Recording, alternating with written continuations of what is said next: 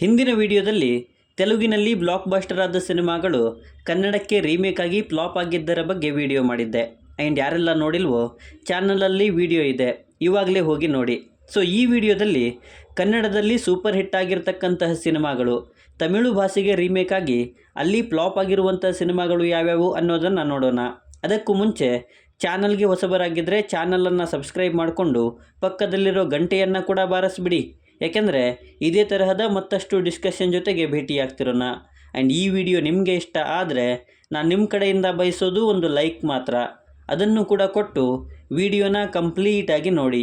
Rathasaptami MS Rajashekhar ಅವರ ನಿರ್ದೇಶನದಲ್ಲಿ ಬಂದ ರೊಮ್ಯಾಂಟಿಕ್ ಸಿನಿಮಾ ಇದು. 1986ರಲ್ಲಿ ಈ ಸಿನಿಮಾ ರಿಲೀಸ್ ಆಗಿತ್ತು.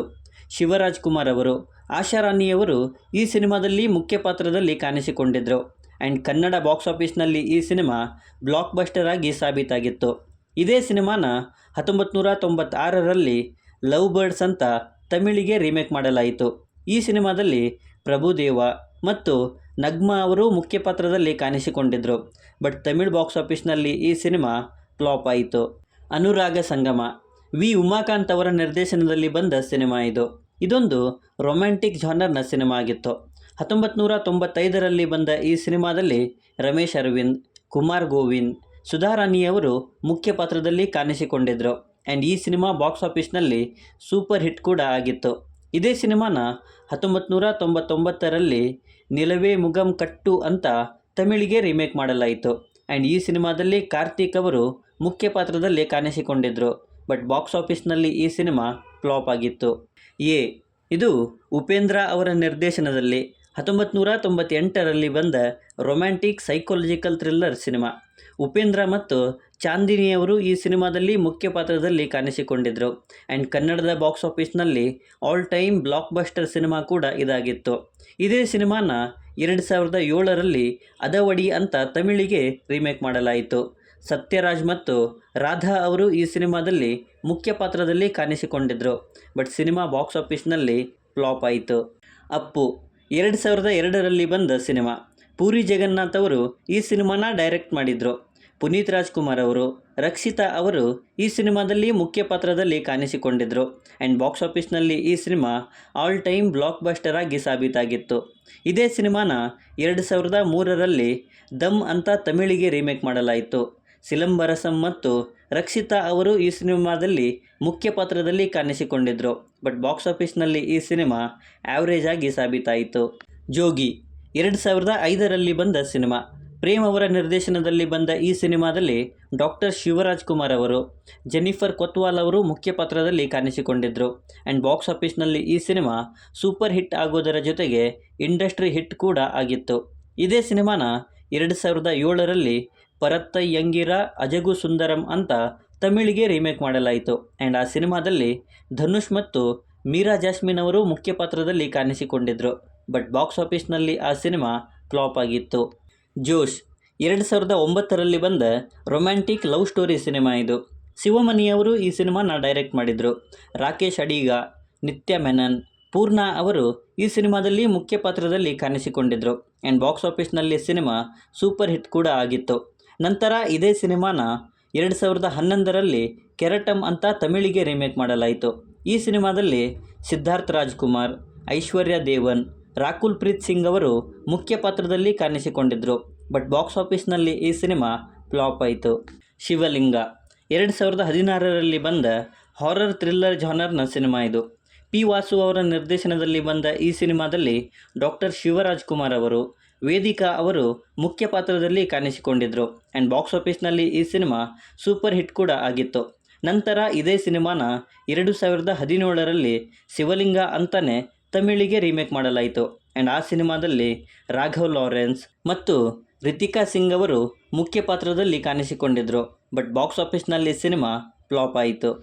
ಮಾಯಾ ಬಜಾರ್ 2016ರಲ್ಲಿ ಬಂದ ಕಾಮಿಡಿ ಡ್ರಾಮಾ ಸಿನಿಮಾ ಇದು. ರಾಧಾಕೃಷ್ಣ ರೆಡ್ಡಿ ಅವರು ಈ ಸಿನಿಮಾನ ಡೈರೆಕ್ಟ್ ಮಾಡಿದರು.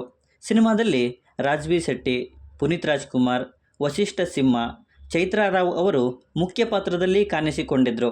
ಆ್ಯಂಡ್ ಬಾಕ್ಸ್ ಆಫೀಸ್ನಲ್ಲಿ ಸಿನಿಮಾ ಬ್ಲಾಕ್ ಬಸ್ಟರ್ ಕೂಡ ಆಗಿತ್ತು. ನಂತರ ಇದೇ ಸಿನಿಮಾನ 2020ರಲ್ಲಿ ನಾಂಗ ರೊಂಬ ಬಿಜಿ ಅಂತ ತಮಿಳಿಗೆ ರೀಮೇಕ್ ಮಾಡಲಾಯಿತು. ಸಿನಿಮಾದಲ್ಲಿ ಪ್ರಸನ್ನ ಶ್ಯಾಮ್ ಅವರು ಮುಖ್ಯ ಪಾತ್ರದಲ್ಲಿ ಕಾಣಿಸಿಕೊಂಡಿದ್ದರು. ಬಟ್ ಬಾಕ್ಸ್ ಆಫೀಸ್ನಲ್ಲಿ ಸಿನಿಮಾ ಫ್ಲಾಪ್ ಆಯಿತು. ಗೋಧಿ ಬಣ್ಣ ಸಾಧಾರಣ ಮೈಕಟ್ಟು 2016ರಲ್ಲಿ ಬಂದ ಸಿನಿಮಾ ಇದು. ಹೇಮಂತ್ ರಾವ್ ಅವರು ಈ ಸಿನಿಮಾನ ಡೈರೆಕ್ಟ್ ಮಾಡಿದರು. ಸಿನಿಮಾದಲ್ಲಿ ರಕ್ಷಿತ್ ಶೆಟ್ಟಿ, ಅನಂತ್ ನಾಗ್, ವಶಿಷ್ಠ ಸಿಂಹ, ಶ್ರುತಿ ಹಾಸನ್ ಅವರು ಮುಖ್ಯ ಪಾತ್ರದಲ್ಲಿ ಕಾಣಿಸಿಕೊಂಡಿದ್ದರು. ಆ್ಯಂಡ್ ಬಾಕ್ಸ್ ಆಫೀಸ್ನಲ್ಲಿ ಈ ಸಿನಿಮಾ ಸೂಪರ್ ಹಿಟ್ ಕೂಡ ಸಾಬೀತಾಗಿತ್ತು. ನಂತರ 2019ರಲ್ಲಿ ಅರವ ವಯಡು ಮಾನಿರಂ ಅಂತ ತಮಿಳಿಗೆ ರೀಮೇಕ್ ಮಾಡಲಾಯಿತು. ಆ್ಯಂಡ್ ಈ ಸಿನಿಮಾದಲ್ಲಿ ಪ್ರಕಾಶ್ ರಾಜ್ ಮತ್ತು ವಿಕ್ರಮ್ ಪ್ರಭು ಅವರು ಮುಖ್ಯ ಪಾತ್ರದಲ್ಲಿ ಕಾಣಿಸಿಕೊಂಡಿದ್ದರು. ಬಟ್ ಬಾಕ್ಸ್ ಆಫೀಸ್ನಲ್ಲಿ ಈ ಸಿನಿಮಾ ಫ್ಲಾಪ್ ಆಯಿತು. ಕಾಲೇಜ್ ಕುಮಾರ 2017ರಲ್ಲಿ ಬಂದ ಕಾಮಿಡಿ ರೊಮ್ಯಾಂಟಿಕ್ ಸಿನಿಮಾ ಇದು. ಹರಿ ಸಂತೋಷ್ ಅವರು ಈ ಸಿನಿಮಾನ ಡೈರೆಕ್ಟ್ ಮಾಡಿದರು. ವಿಕ್ಕಿ ವರುಣ್ ಮತ್ತು ಸಂಯುಕ್ತ ಹೆಗಡೆಯವರು ಈ ಸಿನಿಮಾದಲ್ಲಿ ಮುಖ್ಯ ಪಾತ್ರದಲ್ಲಿ ಕಾಣಿಸಿಕೊಂಡಿದ್ದರು. ಆ್ಯಂಡ್ ಬಾಕ್ಸ್ ಆಫೀಸ್ನಲ್ಲಿ ಸಿನಿಮಾ ಸೂಪರ್ ಹಿಟ್ ಕೂಡ ಆಗಿತ್ತು. ನಂತರ ಇದೇ ಸಿನಿಮಾನ 2020ರಲ್ಲಿ ಕಾಲೇಜ್ ಕುಮಾರ ಅಂತಲೇ ತಮಿಳಿಗೆ ರೀಮೇಕ್ ಮಾಡಲಾಯಿತು. ಸಿನಿಮಾದಲ್ಲಿ ರಾಹುಲ್ ವಿಜಯ್, ಪ್ರಿಯಾ ವಡ್ಲಮನಿ ಅವರು ಮುಖ್ಯ ಪಾತ್ರದಲ್ಲಿ ಕಾಣಿಸಿಕೊಂಡಿದ್ದರು. ಬಟ್ ಸಿನಿಮಾ ಫ್ಲಾಪ್ ಆಯಿತು. ಮಫ್ತಿ 2017ರಲ್ಲಿ ಬಂದ ಆ್ಯಕ್ಷನ್ ಡ್ರಾಮಾ ಜಾನರ್ನ ಸಿನಿಮಾ ಇದು. ನರ್ತನ್ ಅವರು ಈ ಸಿನಿಮಾನ ಡೈರೆಕ್ಟ್ ಮಾಡಿದರು. ಸಿನಿಮಾದಲ್ಲಿ ಡಾಕ್ಟರ್ ಶಿವರಾಜ್ ಕುಮಾರ್ ಅವರು, ಶ್ರೀ ಮುರಳಿಯವರು, ಸಾನ್ವಿ ಶ್ರೀವಾತ್ಸವ್ ಅವರು ಮುಖ್ಯ ಪಾತ್ರದಲ್ಲಿ ಕಾಣಿಸಿಕೊಂಡಿದ್ದರು.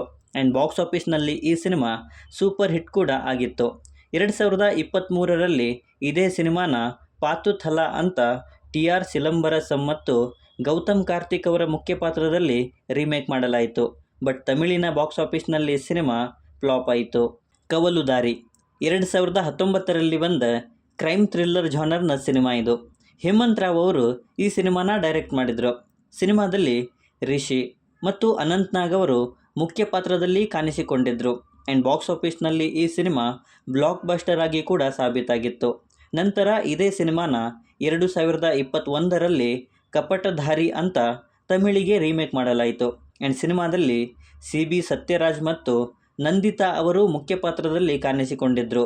ಬಟ್ ತಮಿಳಿನ ಬಾಕ್ಸ್ ಆಫೀಸ್ನಲ್ಲಿ ಈ ಸಿನಿಮಾ ಫ್ಲಾಪ್ ಆಗಿ ಸಾಬೀತಾಯಿತು.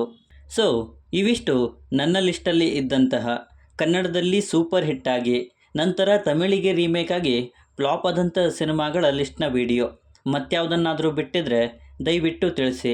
ಸೊ ಒಂದು ಭಾಷೆಯ ಆಡಿಯನ್ಸ್ಗಳಿಂದ ಒಳ್ಳೆಯ ರೆಸ್ಪಾನ್ಸನ್ನು ಪಡ್ಕೊಂಡ್ರೆ ಅದು ಎಲ್ಲ ಆಡಿಯನ್ಸ್ಗಳಿಂದ ಕೂಡ ರೆಸ್ಪಾನ್ಸನ್ನು ಪಡ್ಕೊಳ್ಳುತ್ತೆ ಅನ್ನೋದು ಮೂರ್ಖತನ ಅನ್ನೋದನ್ನು ಈ ಸಿನಿಮಾಗಳು ಸಾಬೀತುಪಡಿಸಿವೆ ಅಂತ ಹೇಳ್ಬೋದು. ಸೊ ಈ ಸಿನಿಮಾಗಳಲ್ಲಿ ನಿಮಗೆ ಇಷ್ಟವಾದ ಸಿನಿಮಾ ಯಾವುದು ಅನ್ನೋದನ್ನು ಮತ್ತು ನೆಕ್ಸ್ಟ್ ವಿಡಿಯೋಗೆ ಟಾಪಿಕ್ ಏನಾದರೂ ನಿಮ್ಮ ಹತ್ರ ಇದ್ದರೆ ದಯವಿಟ್ಟು ಕೆಳಗಡೆ ಬರೆದು ತಿಳಿಸಿ.